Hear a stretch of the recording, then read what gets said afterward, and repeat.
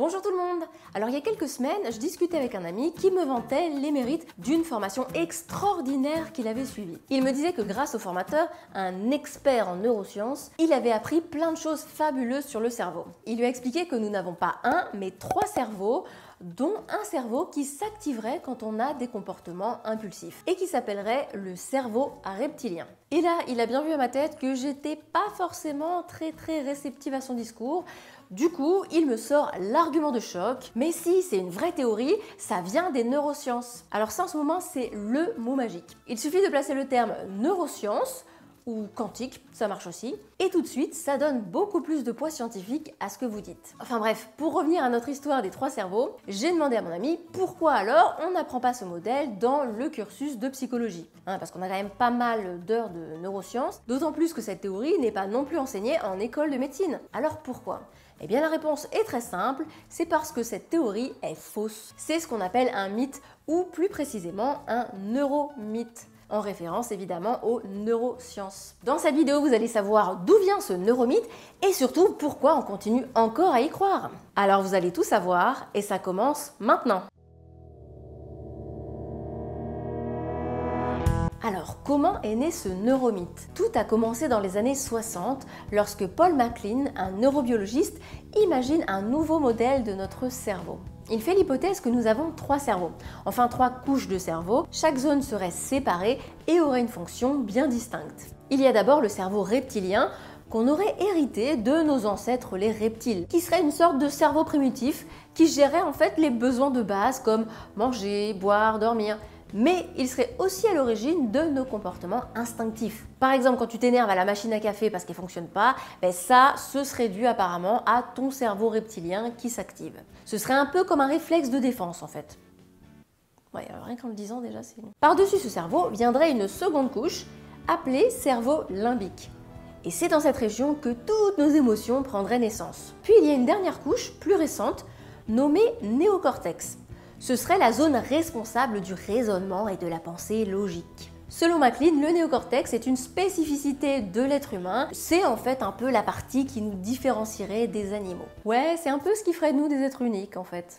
Et tout ça, ça forme ce qu'il appelle le cerveau triunique.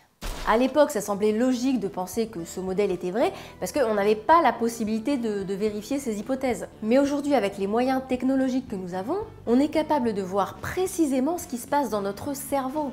Et c'est comme ça qu'on a pu constater que le modèle de MacLean était faux. Mais on peut quand même reconnaître que ce neurobiologiste des années 60 avait eu une bonne intuition, parce que effectivement, il existe plusieurs régions dans notre cerveau qui ont des fonctions différentes. Mais ça ne fonctionne pas vraiment comme il l'avait imaginé. Ce modèle aujourd'hui n'est pas reconnu par la communauté scientifique, notamment parce qu'il comporte 3 grandes erreurs. La première chose, c'est que les régions du cerveau ne fonctionnent pas de manière indépendante et séparément. C'est même carrément l'inverse, elles sont interconnectées et travaillent ensemble. Tous ensemble, tous ensemble. Hey. Hey. Finalement, on n'a pas 3 cerveaux, on a un gros cerveau coordonné. La deuxième chose, c'est que le cerveau limbique n'est pas la seule région des émotions. Et d'ailleurs, l'idée selon laquelle on aurait un cerveau rationnel et un cerveau émotionnel, ça aussi, c'est un neuromythe. Ah oui, il y en a pas mal des neuromythes sur le cerveau. D'ailleurs, la raison et les émotions ne sont pas séparées, et c'est même Antonio Damasio, un grand professeur de psychologie, qui a prouvé que pour prendre des décisions rationnelles, on a besoin de la raison et des émotions. Et un dernier point non négligeable, c'est que les reptiles n'ont pas de cerveau reptilien. Enfin, pas tel que l'entendait MacLean. Pour lui, les reptiles ont un cerveau très basique, programmé uniquement pour gérer des comportements réflexes. Manger, boire, s'enfuir. Et ça, c'est pas très sympa pour les reptiles, parce qu'en fait, ils possèdent un cerveau plus complexe que ça.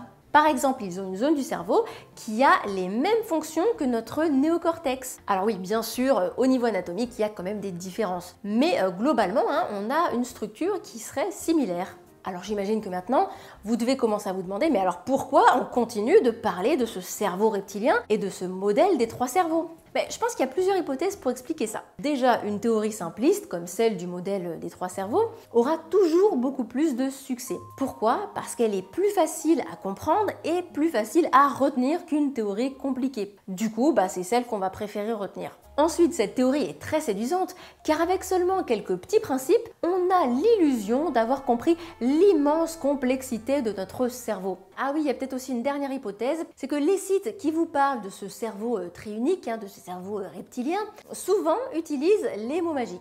Les neurosciences ont dit que...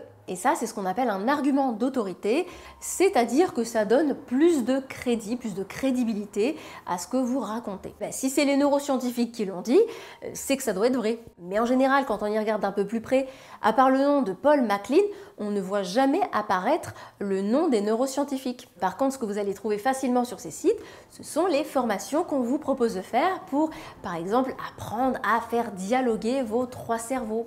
Alors rassurez-vous, pas besoin d'acheter ce type de programme, les différentes parties de votre cerveau communiquent déjà très bien ensemble. Pas besoin non plus d'apprendre à apprivoiser votre cerveau reptilien parce que il n'existe pas en fait. Voilà, maintenant vous savez que le cerveau reptilien n'existe pas, et si vous avez envie de m'aider à faire connaître ce neuromythe, n'hésitez pas à partager la vidéo, et moi je vous dis à très bientôt. Perfect.